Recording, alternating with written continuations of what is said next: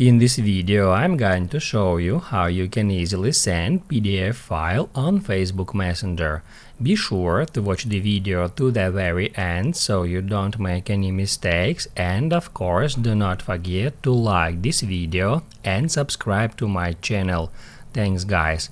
So let's get started, and first off we can go to Messenger, then we can open up some conversation, and as you can see, unfortunately there is no option to attach some file and send it directly from Messenger app to the conversation.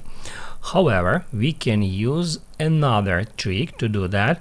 I recommend you to download and install Google Drive app. Just search for Drive in the App Store or Google Play, and then we'll be able to open up that app, tap at that plus, select Upload, browse, then we can search for our PDF file on our device. Let me search for it in that way. Here it is.